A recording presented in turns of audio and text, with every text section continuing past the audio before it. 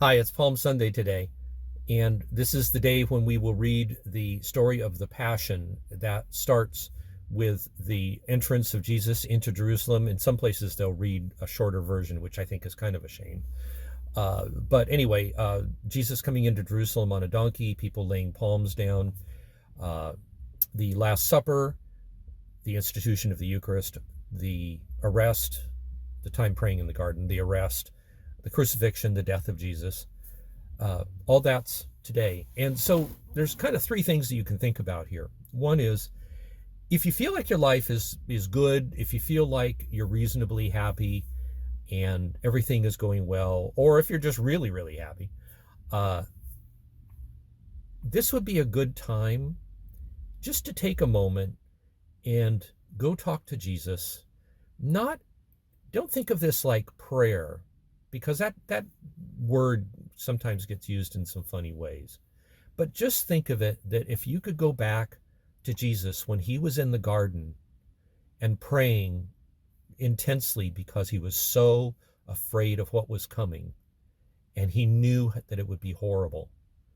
Um, that suffering in the garden was real. Go to him in the garden. Doesn't mean that you picture him necessarily. Do whatever works for you.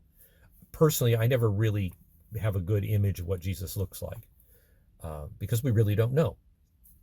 But go to him in the garden and comfort him and say,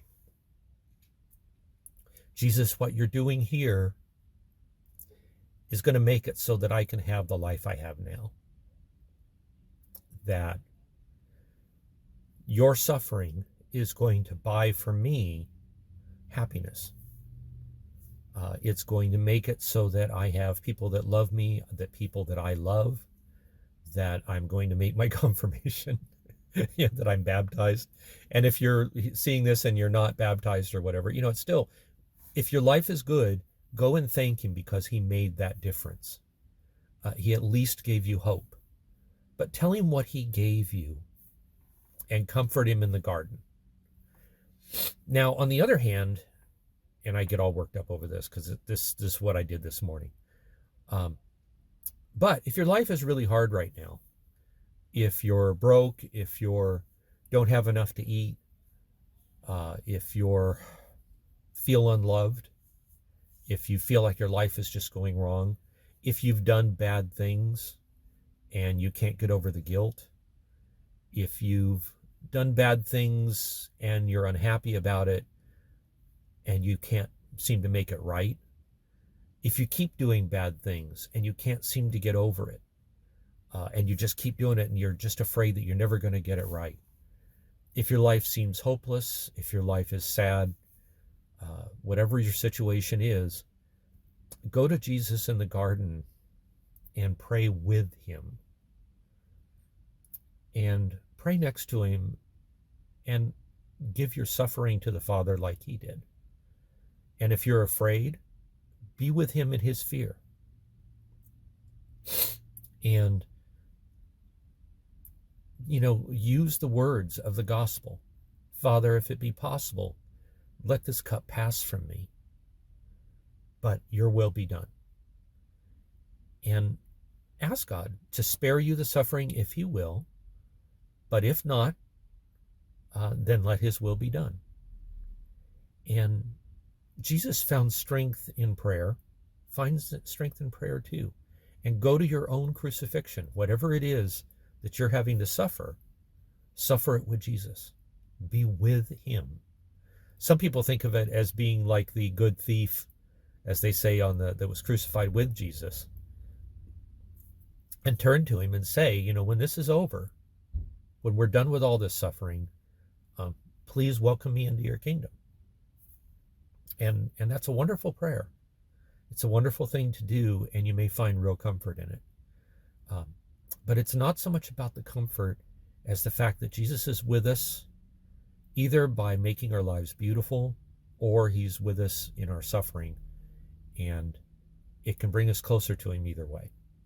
That kind of time talking with Jesus in the garden is more valuable than just about anything, I think, sometimes. But there's a third case, And the third case is, what if your life is just kind of okay and you really don't think about it? You don't think about life. You don't think about God. Um, you're just kind of cruising along. You're just doing your thing. And in that case, be in the garden with Jesus and be one of the apostles who fell asleep when he was dealing with this. When he was praying so intensely and so afraid, there was no one there to comfort him.